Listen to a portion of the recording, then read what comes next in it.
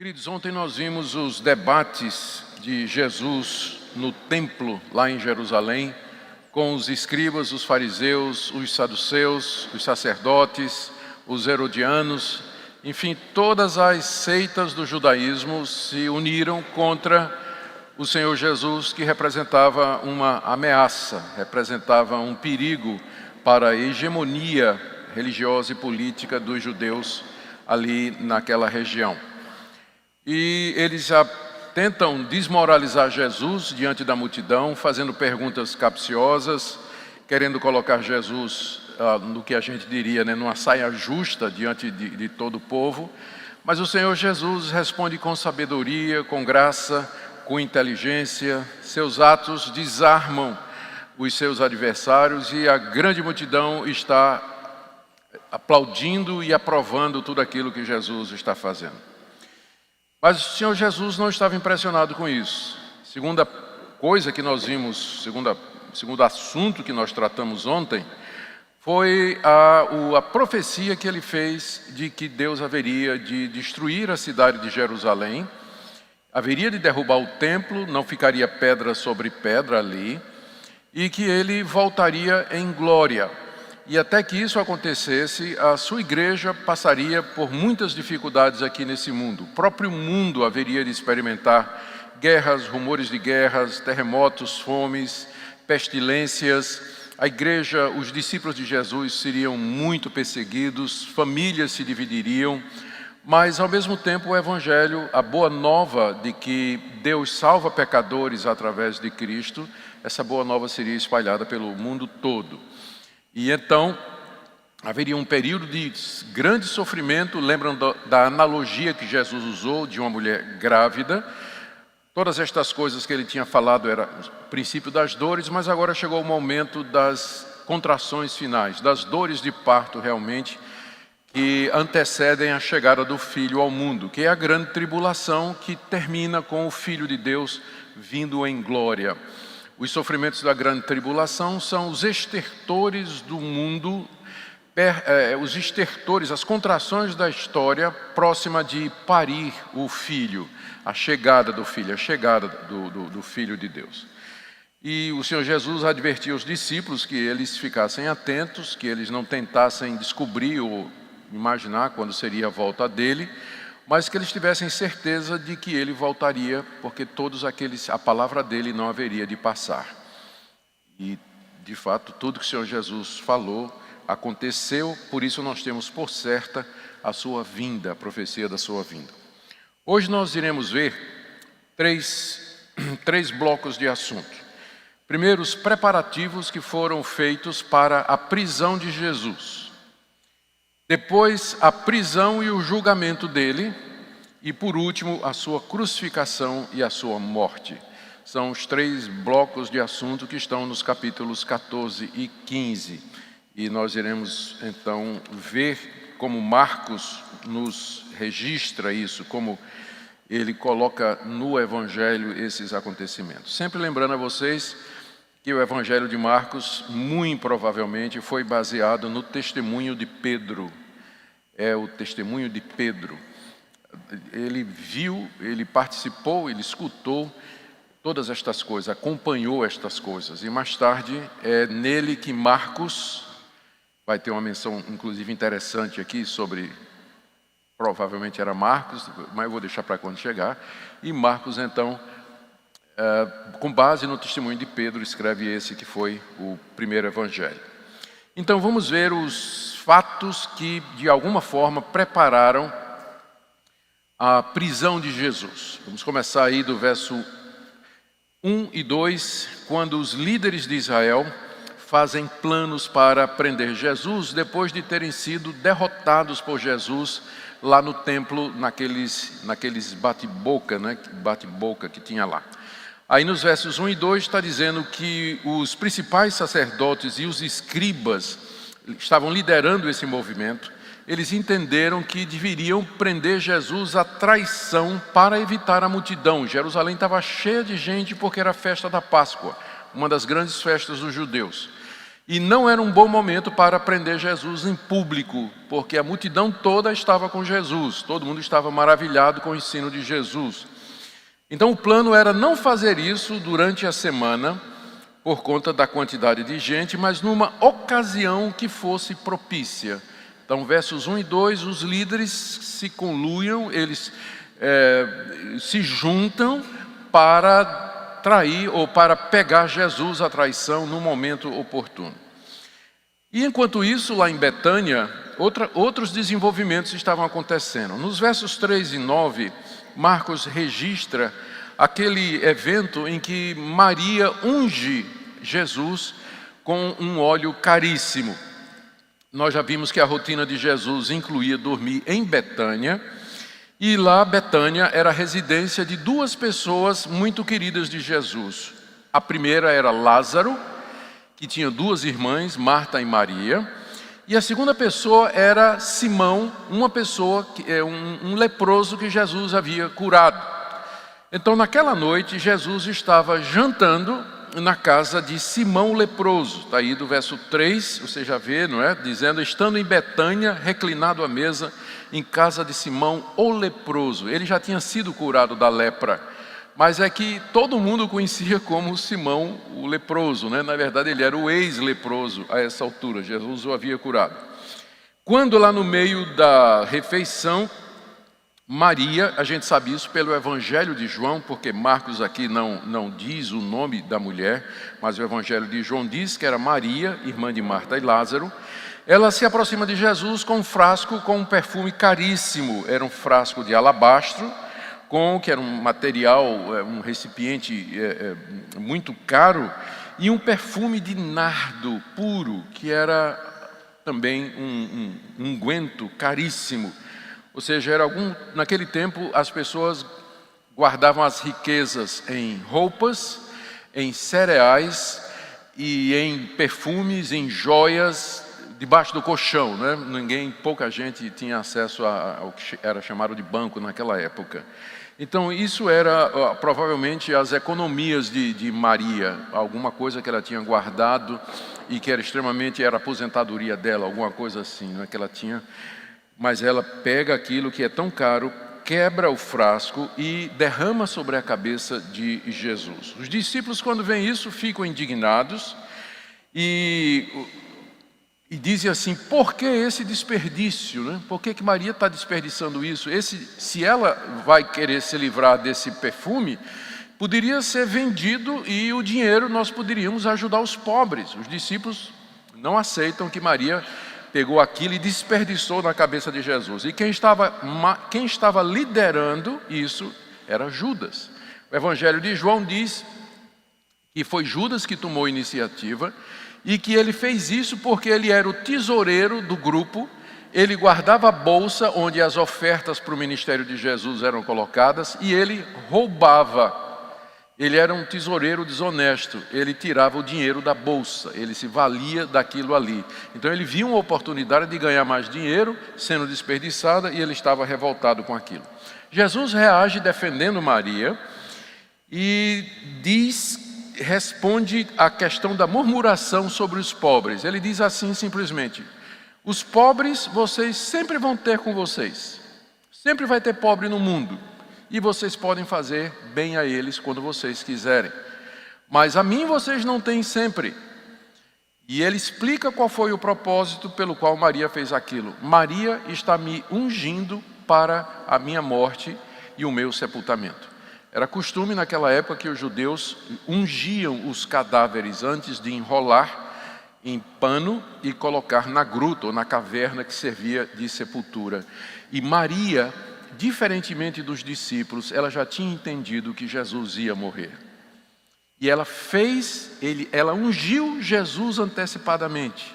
Por isso que ela fez aquilo, porque ela tinha entendido que Jesus haveria de morrer pelos pecados, coisa que os discípulos não tinham feito. E Jesus perpetuou a memória de Maria, dizendo que onde o evangelho fosse pregado, o que Maria fez seria anunciado, como nós estamos fazendo hoje.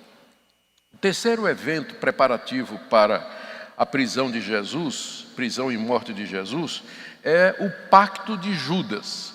com os seus inimigos de Jesus. Está aí no verso 10 e 11.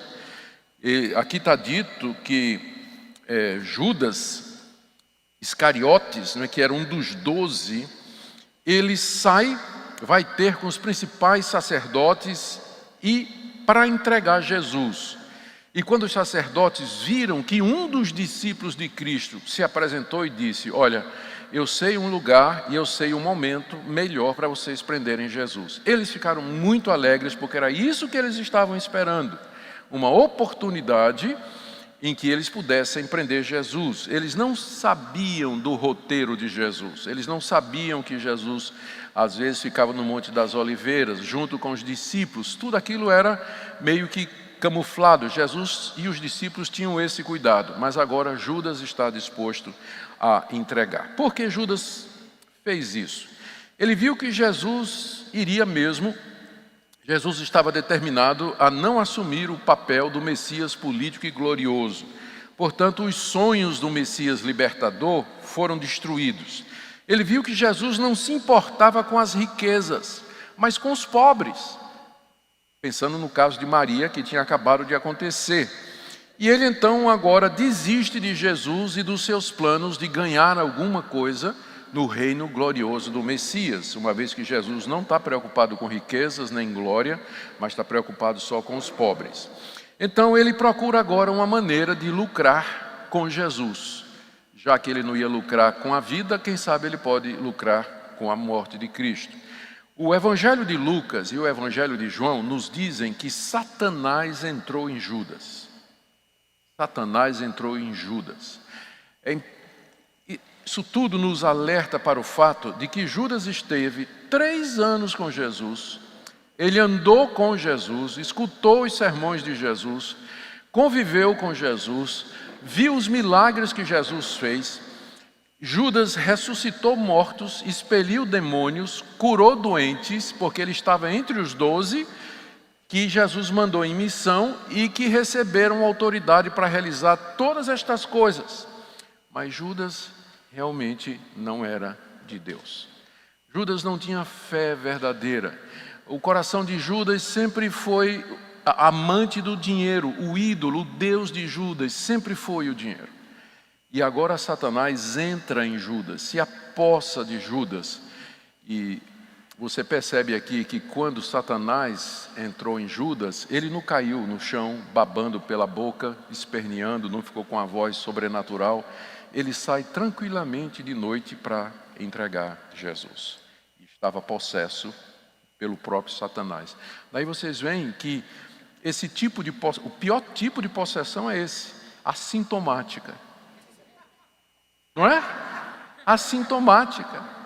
Mas ele estava possuído pelo próprio diabo. E o que é que ele fez? Sutilmente ele vai lá e trai Jesus.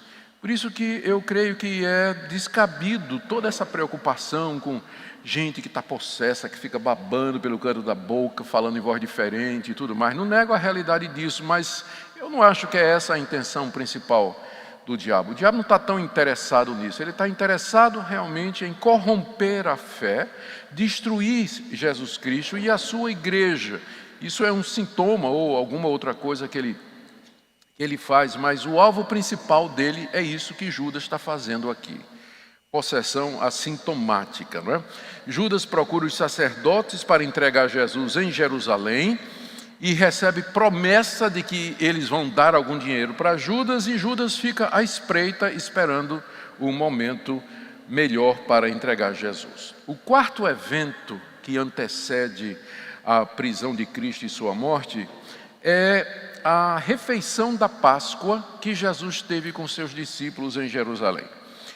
Como nós já dissemos, essa era a semana da Páscoa, e o costume era que o cordeiro pascual, ele era sacrificado no último dia da festa, que geralmente era na sexta-feira. Então os judeus festejavam, celebravam, traziam seus dízimos e ofertas, comiam com seus amigos lá em Jerusalém. Jerusalém virava uma festa. Mas quando era na sexta-feira, cada família tomava um cordeiro e sacrificava segundo a lei de Moisés mandava. E junto com o cordeiro, eles comiam pão sem fermento e ervas amargas, para lembrar o dia em que Deus os livrou lá do cativeiro no Egito, o êxodo, quando o anjo do Senhor passou pela casa dos israelitas, viu a mancha de sangue que eles tinham aspergido e não entrou para matar os primogênitos, mas matou os primogênitos do Egito. É por isso o nome Páscoa, que significa passagem em hebraico, né? O anjo passou e não entrou para matar os primogênitos dos judeus. Então era assim que se celebrava. Nós vemos aqui no verso 12 que a festa já havia começado e que aquele era o primeiro dia da festa dos pães asmos, quando se fazia o sacrifício do cordeiro pascal. Então, festa dos pães asmos, primeiro dia, eu preciso explicar para não parecer uma contradição. A festa já tinha começado, a festa da Páscoa. E dentro da festa da Páscoa tinha a festa dos pães asmos, que era quando os judeus iam fazer pão sem fermento para comer juntamente com o cordeiro que era sacrificado na sexta-feira. E os discípulos então perguntaram a Jesus: onde é que nós vamos comer a Páscoa? E Jesus orienta os discípulos, eles estavam em Betânia, não é? Jesus orienta os discípulos dizendo: vocês vão para Jerusalém, e quando vocês chegarem perto de Jerusalém, vocês verão uma pessoa que está carregando um cântaro de água. Vocês seguem aquela pessoa, e onde ela entrar, vocês entram também e dizem assim: o mestre está perguntando, onde está o aposento em que eu vou celebrar a Páscoa com os meus discípulos? E ele vai mostrar então um lugar preparado. A gente não sabe quem é essa pessoa. Alguns acreditam que esse lugar era o lugar da família de Marcos, e que a mãe de Marcos era uma pessoa que cria em Jesus, era uma das seguidoras de Jesus. Vai ser o mesmo lugar onde os discípulos vão se reunir depois da morte de Jesus e onde o Espírito Santo vem. Esse é o cenáculo, é o mesmo local onde o Pentecostes vai acontecer. Vai se tornar o point dos discípulos depois de Pentecostes. É onde eles se reúnem, é onde eles estão reunidos quando Pedro sai da prisão e bate na porta lá, né, e sai uma criada para atender. É o lugar onde todo mundo estava orando e clamando a Deus. Era a casa de João Marcos, segundo os estudiosos do livro de Atos, e a tradição nos informa também. Então, os discípulos fizeram exatamente como Jesus tinha dito, seguiram aquela pessoa, e ela mostrou um cenáculo, mostrou o primeiro andar, né? Cenáculo era um primeiro andar das casas. Mostrou um primeiro andar onde estava preparado já o lugar para Jesus celebrar a ceia. E diz aí que os discípulos foram e prepararam a Páscoa, fizeram pão, mataram o cordeiro, cozeram as ervas, dispuseram tudo na mesa, separaram o vinho para que fosse a celebração. Esse é o quarto evento preparatório para a prisão e morte de Jesus. O quinto é quando Jesus revela que ele vai ser traído por um dos 12, durante a celebração. Do verso 17 ao verso 21, nós temos esse evento. Marcos nos diz que no cair da tarde daquele dia, o dia em que celebrava-se a Páscoa propriamente dito, Jesus e os 12 se reúnem nesse cenáculo em Jerusalém para comer a Páscoa. E no meio da festa, Jesus faz esse anúncio. Ele diz: em verdade vos digo, um de vós haverá de me trair.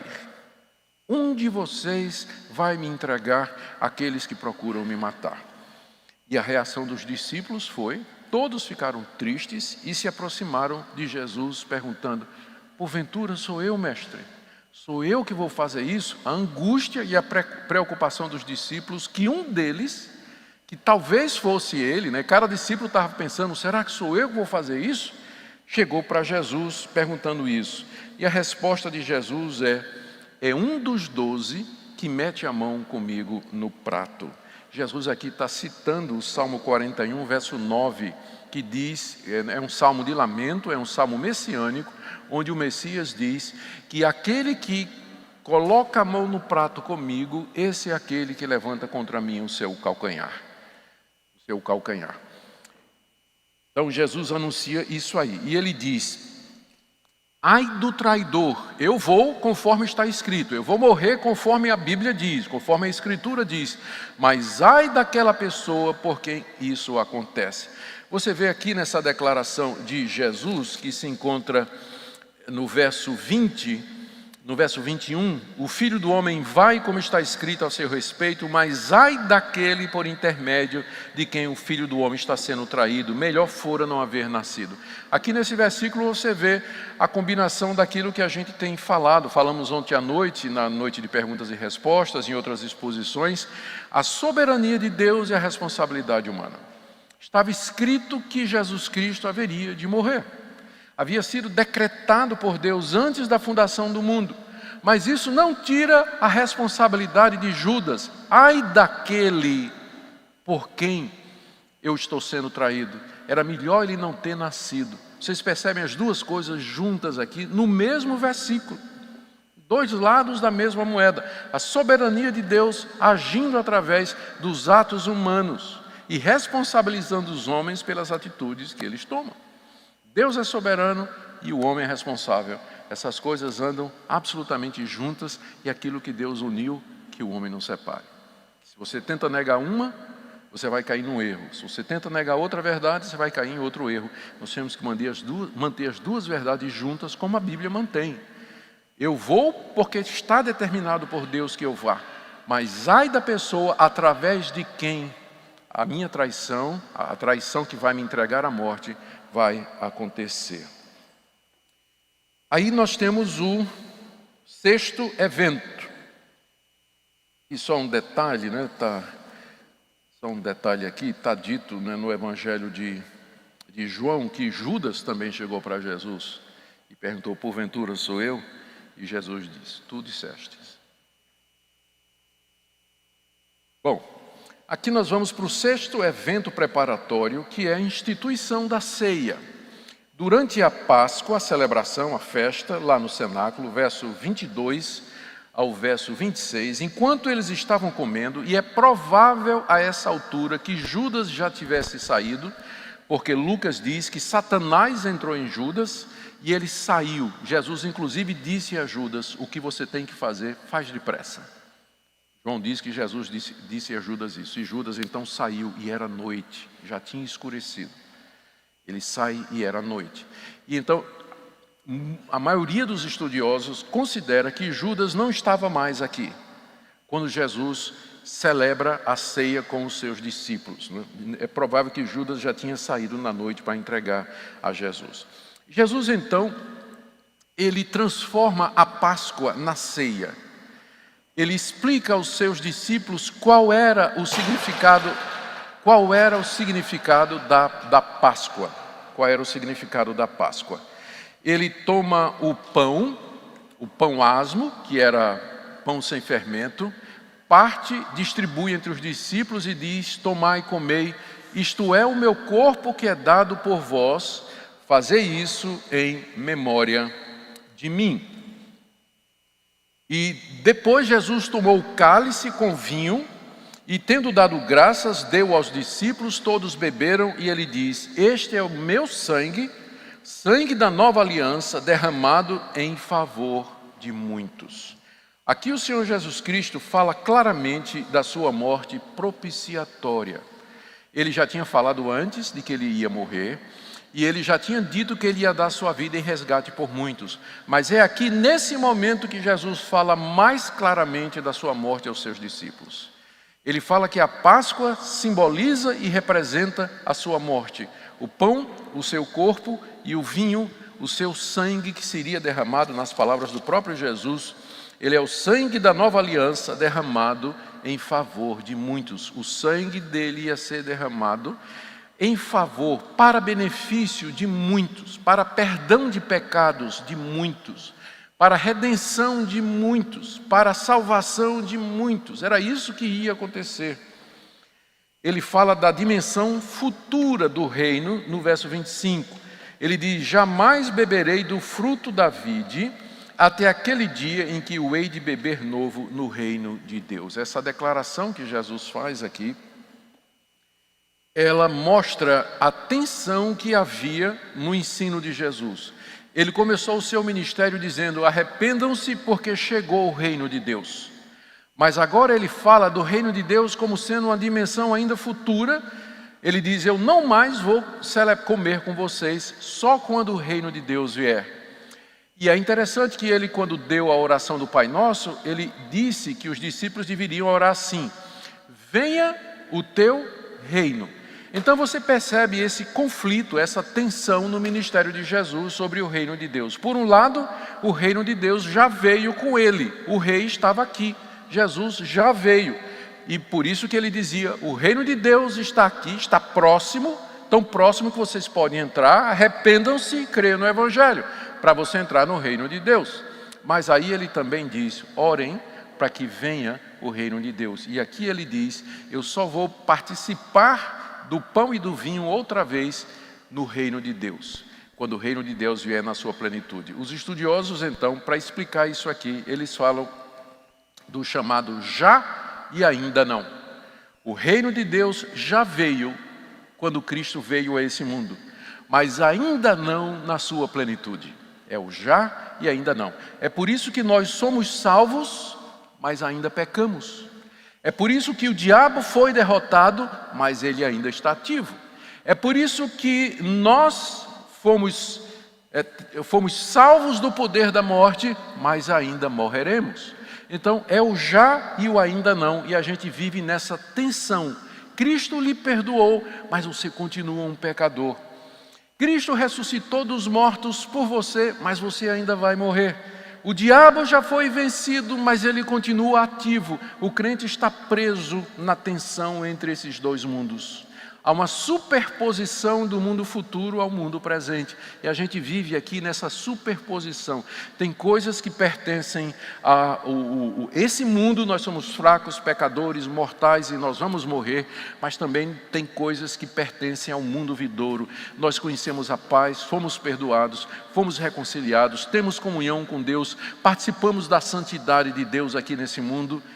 Isso talvez ajude você a se entender um pouco mais, não é? Por que é que você crê, por que é que você ama Deus, ama Jesus, mas você vê no seu corpo, você vê no seu coração esse apego às coisas desse mundo, esse desejo pelas coisas que não são de Deus, essa tensão entre o já e o ainda não, o reino que já veio, mas ainda não plenamente. E é assim que o crente vive nesse mundo. Na noite em que foi traído, Jesus anunciou isso. Isso aqui tudo representa a minha morte por vocês. A morte por muitos. Mas haverá um momento de glória, quando eu vier, conforme já preguei. Ele já tinha anunciado no capítulo 13, no sermão escatológico, que ele viria em glória. E lá ele sentaria outra vez com os discípulos, não é? E beberia o cálice e comeria o pão outra vez com os discípulos. Teve até uma pergunta ontem, não é? A respeito de comer no reino de Deus. E esse texto aqui, poderia apontar para isso também, não é? Muito bem. Sétimo evento que precede a traição de Jesus é Jesus repreendendo a autoconfiança de Pedro. Porque depois que Jesus anunciou aos discípulos que um haveria de trair, depois que eles acabam de celebrar a ceia lá em Jerusalém, Jesus sai com seus discípulos e vai para o Monte das Oliveiras, aquele local costumeiro. E lá ele cita Zacarias 13, estou no verso 27, se você está me seguindo, não é? Se você está me seguindo. Então, ele cita Zacarias capítulo 13, verso 7, onde o profeta diz assim: eu ferirei o pastor e as ovelhas serão dispersas. Jesus pega essa passagem, se volta para os discípulos, Judas não está mais com eles, se volta para os 11 e diz assim: hoje vai se cumprir essa palavra, de que o pastor vai ser ferido e as ovelhas serão dispersas. E ele diz, aqui ele profetiza a sua morte, porque ele é o pastor que vai ser ferido, mas ele marca um encontro com os discípulos no verso 28. Depois da minha ressurreição, irei adiante de vocês para a Galileia. Vamos marcar um encontro, eu vou morrer, mas vamos marcar um encontro na Galileia, porque eu vou ressuscitar. Que coisa maravilhosa, não é? Jesus aqui já marca um encontro, vou encontrar com vocês na Galileia, para a gente falar sobre as coisas do reino de Deus. E ele diz que vai ser uma pedra de tropeço para os discípulos, que ele diz aqui, vocês vão se escandalizar em mim nessa noite. E aí Pedro então reage dizendo: Senhor, ainda que todos se escandalizem, eu jamais me escandalizarei. E Jesus diz: Pedro, hoje à noite, antes que o galo cante 2 vezes, 3 vezes você vai me negar. Aí Pedro diz: mas de jeito nenhum, nunca eu vou te negar, Senhor. Eu jamais farei isso. E todos os outros discípulos disseram: sim, nós nunca vamos fazer isso. Todos se juntaram a Pedro dizendo: ainda que seja necessário morrer, de nenhuma forma eu te negarei. Os discípulos então, além de não terem compreendido corretamente o que Jesus precisava fazer, ainda não tinham uma visão realista da pecaminosidade do seu coração, da fraqueza da sua fé naquele momento. Mas Jesus já adverte a Pedro, já prepara Pedro, dizendo: vocês vão se escandalizar em mim. Eu vou ser morto e vocês vão me abandonar, vocês vão ficar com vergonha de mim. E Pedro disse: ainda que seja preciso morrer, eu jamais vou fazer isso com você. Aqui do verso 32 a 42, Jesus se submete plenamente à vontade de Deus, se preparando para a sua morte. É o relato aqui de que ele então, no Monte das Oliveiras, ele entra para um jardim que ficava mais no interior do Monte das Oliveiras. Era um jardim chamado Getsemane. E ele chama Pedro, Tiago e João. Ele diz: vamos orar aqui comigo. E Marcos nos diz aqui, lembra que a gente conversou sobre a questão das 2 naturezas de Cristo? Olha uma manifestação plena da natureza humana de Jesus aqui. No verso 33, levando consigo Pedro, Tiago e João, começou a se sentir tomado de pavor e de angústia. Teve um ataque de pânico, né? Por assim dizer, Jesus. Começou a se sentir tomado de um grande pavor e de uma grande angústia, porque ele sabia que em poucas horas ele estaria pendurado na cruz, sofrendo horrivelmente, física e espiritualmente. E ele disse a Pedro, Tiago e João, verso 34, a minha alma está profundamente triste até a morte. Eu estou com uma tristeza mortal na minha alma. Estou sentindo os tentáculos da morte, a sombra da morte se aproximando. E eu estou angustiado, eu estou apavorado diante da expectativa da cruz. Diz aqui que ele, tomado de pavor e de angústia, ele se adianta um pouco e agora ele se prostra em terra. E ele ora para que, se possível, lhe fosse poupada aquela hora.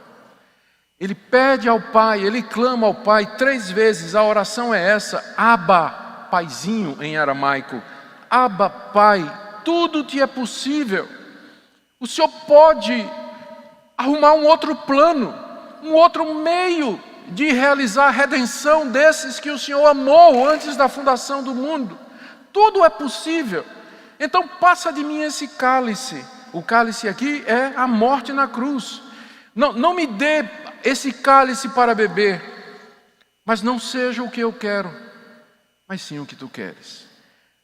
O Cristo, na sua natureza humana, ele se encolhe diante da perspectiva da morte e ele suplica ao Pai que talvez um outro plano, uma outra coisa pudesse acontecer, que Deus pudesse realizar a salvação dos seus eleitos de outra maneira.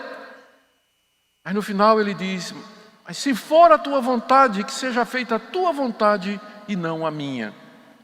Como nós dissemos, Jesus era verdadeiro homem e verdadeiro Deus. E como verdadeiro homem, ele tinha uma vontade, ele tinha um querer, mas ele submete esse querer agora à vontade do Pai.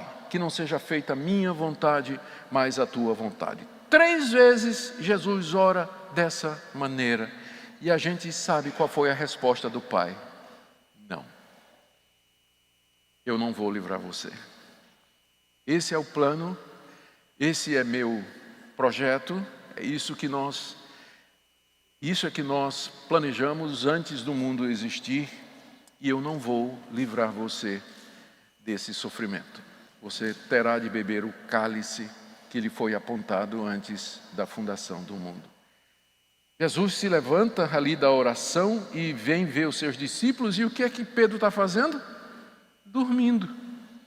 Ele com os discípulos. Esse que tinha acabado de dizer: nunca vou te negar, na hora da maior angústia de Jesus, estava dormindo. E Jesus disse para ele: Pedro, você está dormindo? Você não pode vigiar nem 1 hora. Vigie e ore, estou no verso 38. Vigiai e orai para que não entreis em tentação. O espírito, na verdade, está pronto, mas a carne é fraca. A natureza humana é fraca. O espírito está pronto, mas a natureza humana, ela é fraca, ela é tíbia, ela é duvidosa, ela é dúbia, ela fraqueja, ela vacila. Então, você precisa orar para vencer a tentação, vencer a fraqueza da carne nesse momento. 3 vezes Jesus faz isso, diz o verso 39, não é? Ele retirou-se de novo, orou, repetiu as palavras, voltou, achou dormindo, veio pela 3ª vez e diz: levanta, vocês ainda dormem, basta, chegou a hora. Eis que o Filho do Homem está sendo entregue nas mãos dos pecadores. Levante-se, vamos, o traidor se aproxima. Jesus sabia que a hora dele tinha chegado ali, ele se levanta, consciente de que é inevitável. Ele pediu ao Pai, 3 vezes suplicou, e o Pai não atendeu, porque o Pai ia realizar o plano que havia sido combinado antes da fundação do mundo. Queridos, o que é que a gente pode aprender desses 7 episódios que antecedem a prisão de Cristo? Por um lado, os inimigos de Jesus avançam em seus planos de prendê-lo. Sabem que não pode ser durante a festa. Judas decide que vai entregar Jesus e ganhar alguma coisa. Satanás o possui e o leva a indicar aos inimigos o local certo para prender Jesus. Tudo está se armando, conduzindo para a morte do Filho de Deus na cruz do Calvário. O Deus soberano, ele não somente decretou a morte do seu filho, mas também os meios pelos quais isso haveria de acontecer. A traição de Judas, o desejo dos sacerdotes, aquele momento lá no jardim do Getsemane, do jardim do Monte das Oliveiras, o Getsemane, tudo isso Deus usando os meios, as causas secundárias para obter aquele efeito desejado que era a morte do seu filho. Ao mesmo tempo, Jesus, sabedor de todas estas coisas, ele prepara os discípulos. Ele aceita a unção de Maria com óleo, que o prepara para a sua morte, institui a ceia como memorial da sua morte, fala claramente que ele vai morrer, marca um encontro com os discípulos na Galileia, prepara Pedro e os outros para o desânimo e tristeza que haveria de chegar, mostra a importância de vigiar e orar e nos ensina que a vontade de Deus é maior do que a nossa. E que mesmo Cristo teve orações recusadas. E se de alguma forma isso servir de consolo para você, se Deus recusou orações do seu próprio filho, quanto mais a sua, não é? Então, nem sempre Deus vai responder conforme você quer, mas Ele vai responder conforme o plano e o propósito que Ele tem preparado para a sua vida. E aqui você vê Jesus plenamente submisso, plenamente consagrado à vontade de Deus, pronto a sofrer pelos pecados. Essa é a primeira parte do que nós vamos ver hoje. Agora vamos ver a segunda parte, a prisão e o julgamento de Jesus. Está aí do verso 43 até o verso 52, encerrando o capítulo 14.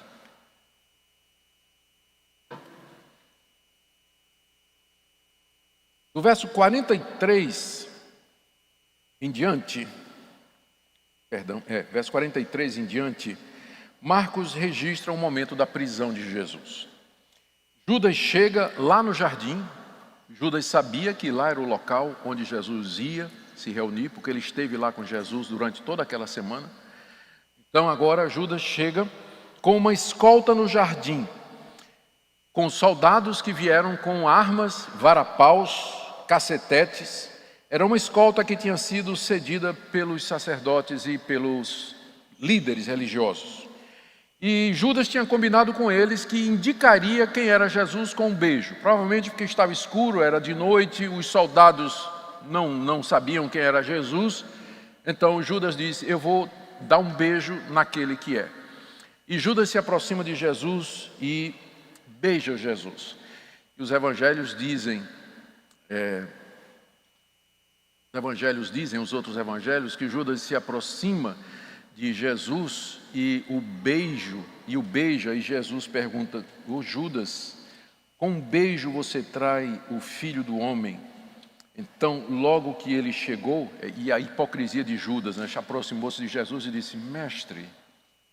E em seguida beija Jesus, o beijo da traição. A hipocrisia, né, daquele filho do demônio, como é chamado aqui, filho da perdição. E na hora que Jesus é beijado, os soldados o cercam para prendê-lo, porque eles identificaram Jesus como sendo aquele que deveriam prender. Marcos diz aqui que um discípulo corta a orelha do servo do sumo sacerdote. Um dos discípulos puxou uma espada e estava armado, né? Esse é o problema de andar armado.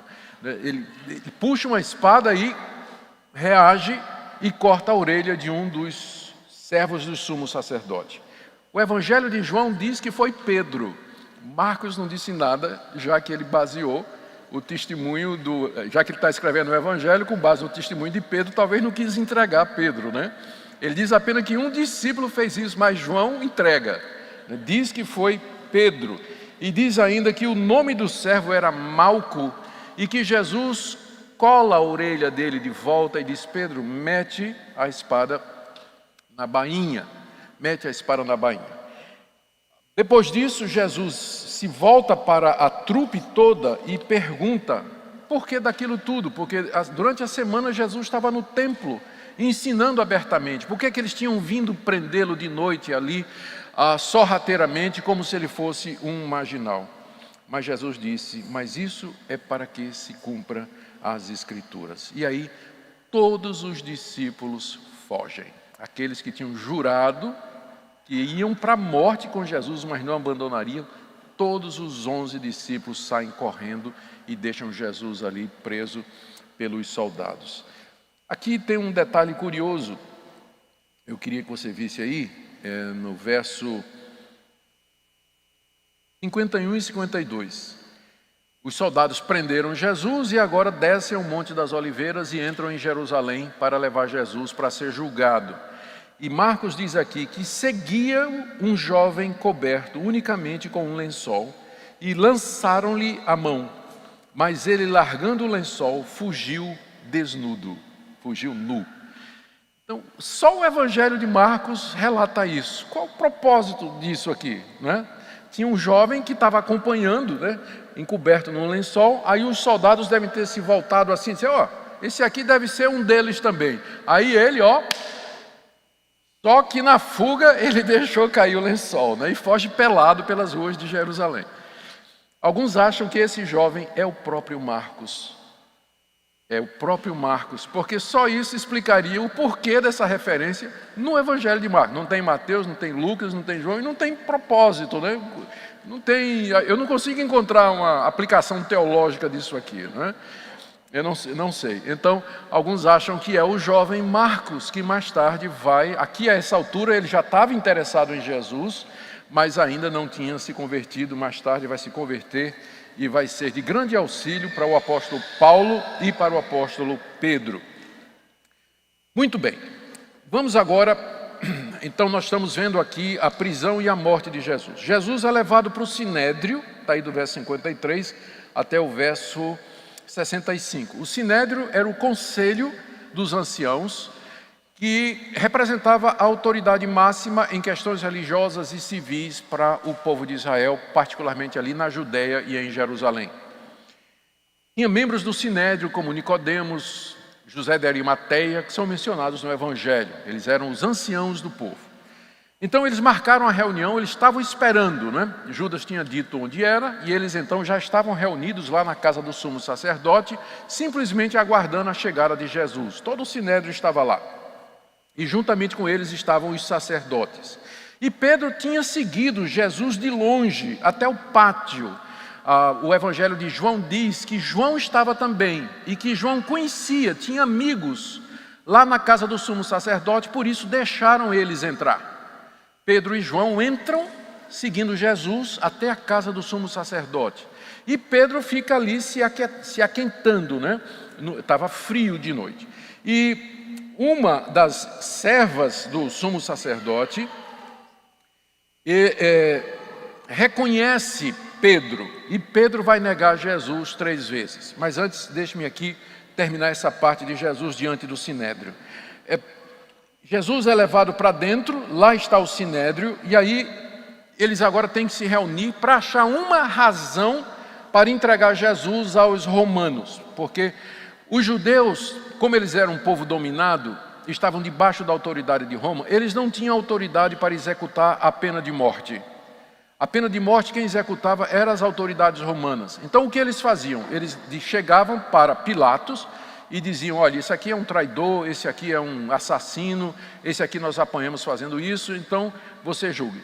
Então Pilatos julgava e condenava à morte, mas o judeu mesmo eles não podiam fazer isso, porque eles não tinham governo, autoridade sobre si mesmos. Então eles estavam procurando um motivo para apresentar Jesus aos romanos, pedindo a pena de morte. E aparecem muitas testemunhas, uma dizia uma coisa, outro dizia outra, e outro chegou e disse assim, olha, eu vi esse homem dizer que ele iria destruir o templo e reconstruir em 3 dias. Jesus de fato disse isso mesmo, mas só que está no Evangelho de João. Mas Jesus estava se referindo ao templo do seu corpo. Ele disse, se vocês destruírem esse templo, em 3 dias eu construirei. Estava se referindo à sua morte e à ressurreição no 3º dia. Eles interpretaram literalmente e queriam ver isso como sendo uma causa de entregar Jesus, mas nem isso eles conseguiam se coordenar. E o tempo todo Jesus está calado. Jesus não responde nada dos seus acusadores. Até que finalmente o sumo sacerdote, vendo que aquilo não ia adiantar, ele faz uma pergunta direta a Jesus. Você é o Cristo, o Filho do Deus Altíssimo? Essa pergunta foi uma pergunta direta feita pelo sumo sacerdote. Tu és o Cristo, o Filho do Deus bendito? Veja aí no verso 62, e Jesus respondeu, eu sou. Essa resposta de Jesus, eu sou, se refere ou vai para a revelação de Deus no Antigo Testamento, a Abraão, Isaque e Jacó e a Moisés. Especialmente a Moisés. Quando Deus se revela a Moisés lá no monte, na sarça ardente, e Moisés pergunta, quem é o Senhor para que eu possa dizer aos israelitas que o Senhor me enviou? Ele disse, eu sou o que sou. É isso que o nome Yahweh significa. Eu sou. E agora Jesus usa a mesma expressão aqui. Eu sou. Eu sou. E a partir de agora, vocês verão o Filho do Homem sentado à direita do Todo-Poderoso e vindo com as nuvens do céu. Ao sumo sacerdote diz, basta. Nós não precisamos de testemunha. Está aqui a blasfêmia. Ele está dizendo que é Deus. Eles entenderam perfeitamente que dizer que era filho de Deus era a mesma coisa de dizer que era divino. E para os judeus, a ideia de que Deus pudesse se tornar homem não cabia na cabeça do judeu. Não cabia mesmo. Portanto, eles consideravam essa declaração de Jesus, de que ele era o Filho do Deus bendito, eu sou o Filho do Deus bendito, aquilo equivalia a uma blasfêmia contra Deus. E a lei de Moisés falava que toda blasfêmia contra Deus tinha que ser punida com morte. Eles disseram, agora pegamos. O que é que vocês acham? O sumo sacerdote perguntou, e todo mundo disse, é réu de morte, ele tem que morrer. E aí então, eles começam a pancadaria em Jesus. Eles começam a esbofetear Jesus, bater na cara de Jesus e dizer assim, verso 65, cuspiram nele, cobriram o rosto, davam murros e diziam, profetiza, tu não és o Filho de Deus, profetiza, quem é que te bateu? E diz aqui que os guardas o tomaram a bofetadas, pancadaria em cima de Jesus, não é? Um linchamento, partiram para cima mesmo. Quando o sumo sacerdote disse, é réu de morte, aí o sinédrio, você imagina aqueles anciãos, aqueles sacerdotes, junto com os soldados, cercam Jesus e começam a bater nele, né? De todo tipo, chuta, cospe na cara, faz todo esse tipo de coisa. Enquanto isso estava acontecendo, lá no pátio, Pedrão, não é confrontado pela empregada lá, a serva, que diz, eu vi você com eles. Aí Pedro diz, de jeito nenhum, eu não tenho nada com isso, nem sei quem é ele. Segunda vez a moça faz a mesma coisa, segunda vez Pedro nega. Depois os presentes que estavam ali se viram para Pedro e disseram: você é um deles mesmo, porque até a sua maneira de falar é parecida. E Pedro começa a praguejar, jurar e dizer: eu não conheço esse homem. E na mesma hora o galo cantou. E Pedro ouviu. E diz aqui em Marcos que Pedro, verso 72, Pedro se lembrou da palavra que Jesus dissera: antes que 2 vezes cante o galo, tu me negarás 3 vezes. E diz aqui que Pedro, caindo em si, desatou a chorar. Desatou a chorar. É importante você lembrar isso aqui para comparar com a atitude de Judas. A atitude de Judas, que mais adiante diz que ele se arrependeu e que ele devolveu o dinheiro, mas foi se enforcar. Então, o verdadeiro arrependimento é o de Pedro, que lamenta, que chora, que persevera no seu arrependimento, e não o remorso que leva a pessoa a tirar a própria vida. Isso não é arrependimento, mas isso é um mero remorso. Pedro, então, chora copiosamente, cumprindo a palavra de Jesus. O próximo evento que Marcos nos relata, entramos aqui no capítulo 15, é Jesus diante de Pilatos. Ele é levado amarrado bem cedinho pelos sacerdotes. Isso aqui durou a noite toda, gente. Então, bem cedo, o dia nascendo, o julgamento de Jesus foi durante a madrugada. Então, naquela sexta-feira de manhã, né, a celebração foi na quinta noite, naquela sexta-feira de manhã, os judeus amarram Jesus e levam para Pilatos, que era a maior autoridade em Jerusalém. Como eu disse, eles não tinham poder para condenar Jesus à morte. E então eles acusam Jesus de muitas coisas. Ele está dizendo que é o rei dos judeus, ele está fazendo sedição, revolta contra César, uma série de acusações contra Jesus diante do procurador Pôncio Pilatos. E Pilatos então começa a questionar Jesus, né? É isso verdade? Quem é você? De onde você vem? Por que eles estão dizendo estas coisas? Pilatos quer entender o que estava acontecendo ali, em Jerusalém.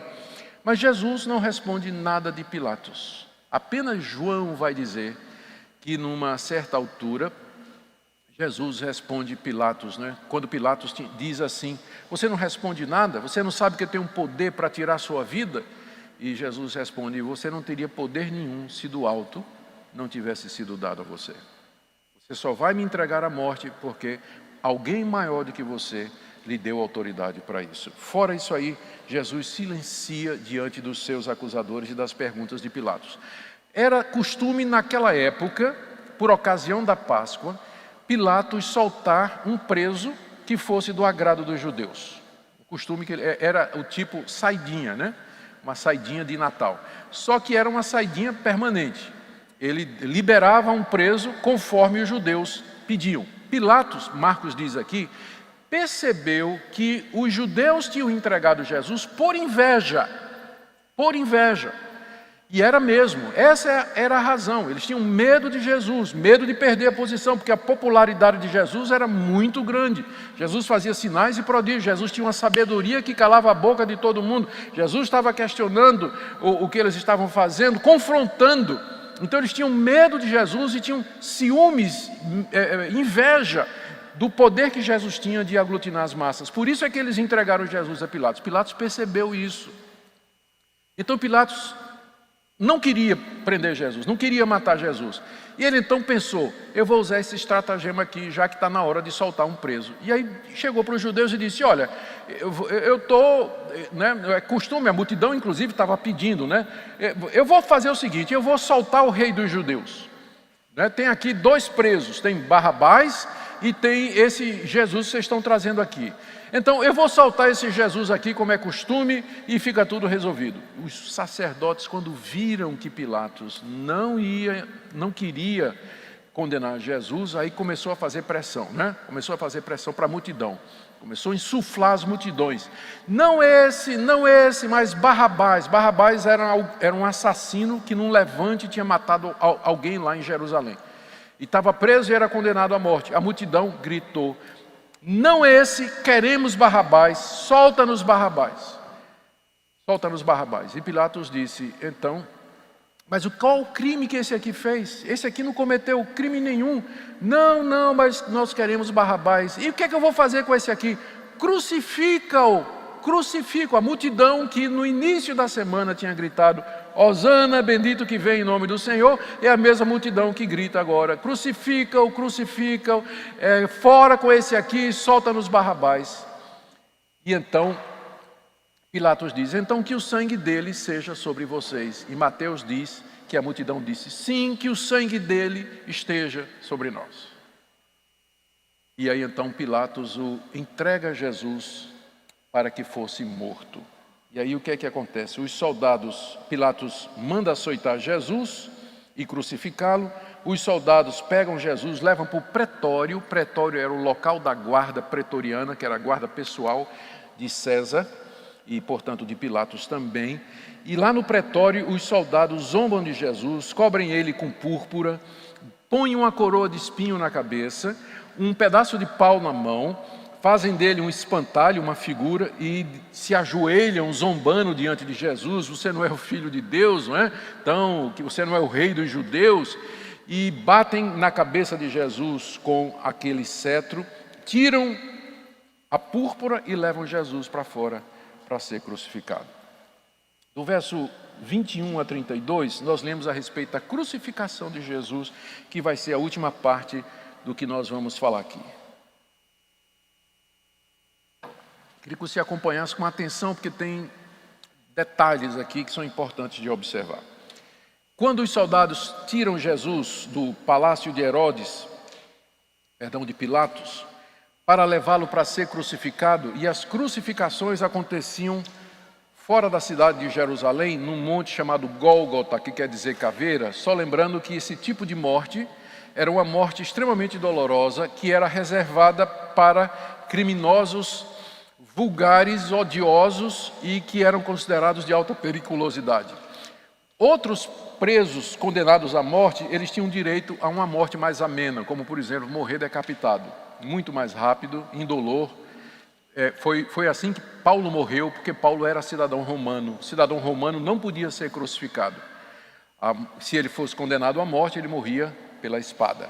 Mas os outros que eram condenados à morte, eles sofriam essa morte horrível, que era a crucificação. Então, eles levaram Jesus para ser crucificado. E quando eles saem do palácio, eles veem um homem chamado Simão Cirineu, que estava vindo do campo. Não estava nem acompanhando o que estava acontecendo, não estava nem acompanhando. E Simão Cirineu, então os soldados pegam, Marcos diz aqui que ele era o pai de Alexandre e Rufo. Rufo aparece no final de Romanos, capítulo 16, verso 17, verso 13, como alguém que era conhecido de Paulo, um cristão que morava em Roma. Quem sabe esse Rufo é o mesmo, porque era alguém conhecido dos cristãos de Roma, a quem esse evangelho é destinado. E Marcos o identifica Simão Cirineu dizendo que é pai de Alexandre e de Rufo, que vocês conhecem, né, que vocês aí em Roma conhecem. E aí levaram Jesus para o Gólgota, fora da cidade. Era 9h da manhã, quando eles levaram Jesus e o crucificaram.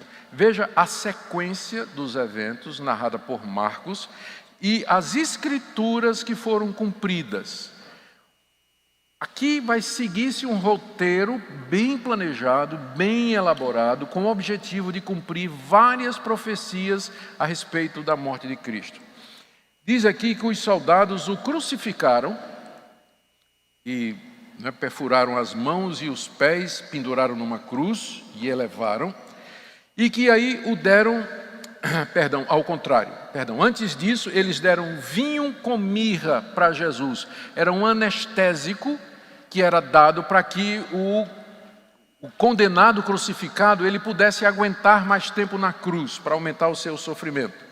Como está escrito no Salmo 69, verso 21, na minha dor me deram vinagre para que eu bebesse. Depois eles crucificam Jesus e se cumpre o Salmo 22:16, traspassaram as minhas mãos e meus pés. Salmo messiânico. E também se cumpre Zacarias 12:20, quando o Messias diz, quando Deus diz, verão aqueles que traspassaram. Aí eles repartem as vestes de Jesus. Está dito no Salmo 22, 18: repartiram entre si as minhas roupas. Colocaram uma placa com a acusação em 3 idiomas, e Jesus é crucificado entre 2 ladrões para cumprir Isaías 53, 12. Entre malfeitores ele foi contado. Os passantes, os sacerdotes e os próprios ladrões zombam de Jesus. Tu não és o Filho de Deus? Desce da cruz. E no caso dos ladrões diziam: salva-te e salva a nós também, se tu és o Filho de Deus, cumprindo Salmo 22, de 7 a 8, e Salmo 109, 25, dizendo: zombam de mim, passam por mim, balançam a cabeça, escarnecem de mim. Lucas menciona que um dos ladrões se converte, né? Lucas menciona isso aqui. E aí vem a morte de Jesus, capítulo 15, de 33 a 41. Aqui a cronologia para vocês acompanharem. Ele foi crucificado às 9 horas da manhã, trevas vieram sobre a face da terra ao meio-dia, e ele morre às 3 horas da tarde. Portanto, foram 6 horas de agonia de Jesus na cruz. E antes da morte, os seguintes episódios aconteceram, como Marcos nos registra aqui, de 33 a 41. Houve trevas sobre toda a face da terra até as 15 horas.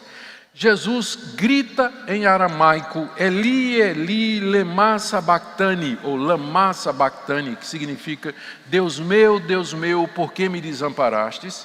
E aqui ele cumpre o Salmo 22, verso 1, que começa exatamente com essas palavras e que é um salmo messiânico. Os soldados pegam esponja com vinagre e entregam na boca de Jesus com uma vara, para cumprir o Salmo 69, 21, e Jesus dá um forte grito e expira, né? Pai, nas tuas mãos entrego o meu espírito. E ali ele morre. E Marcos nos diz que o véu do templo se rasgou de cima para baixo. Marcos não dá o significado disso, mas a carta aos Hebreus explica bem. Significa que o acesso ao santuário, à presença de Deus, foi rompido e que agora nós podemos livremente chegar na presença de Deus através da morte do seu filho. Marcos diz que o centurião, o líder da guarda que tinha crucificado Jesus, quando viu a maneira como Jesus morreu, ele diz: esse é verdadeiramente o Filho de Deus. A tradição cristã diz que esse centurião se converteu e se tornou um dos líderes da igreja de Jerusalém. E Marcos termina o relato dizendo aqui, olha, no verso 40 a 41. Verso 40, estava ali algumas mulheres observando de longe, entre elas Maria Madalena, Maria, mãe de Tiago, o menor, e de José, e Salomé, as quais, quando Jesus estava na Galileia, o acompanhavam e serviam, e além destas, muitas outras mulheres que haviam subido com eles para Jerusalém. É interessante que as mulheres, que quase não são mencionadas, elas são aquelas que ficaram fielmente ali enquanto o mestre morria. A gente sabe que só tinha um discípulo de Jesus naquele momento, que era João. E todos os demais haviam debandado naquela hora em que Jesus, na cruz, ele entrega a sua vida pelos pecadores. O que é que a gente pode aprender desses episódios, terminando? Primeiro, Marcos deseja deixar claro aqui a veracidade das escrituras do Antigo Testamento. Todas as profecias a respeito da morte do Messias se cumpriram detalhadamente na morte de Jesus. Consequentemente, Jesus é de fato aquele profetizado no Antigo Testamento, o Messias, o Filho de Deus, o Filho do homem, conforme Daniel diz. Nós vemos aqui a incapacidade dos discípulos de compreender o que de fato estava acontecendo, a fraqueza da sua fé. Vemos a dureza de coração do povo de Israel. A mesma multidão que pediu a morte de Jesus foi aquela que no início da semana o recebeu com hosanas. Vemos que foi a inveja dos líderes que motivou o julgamento de Jesus, a indecisão de Pilatos diante de Cristo e a profundidade do sofrimento de Jesus que ele voluntariamente assumiu por nós, por amor ao seu povo.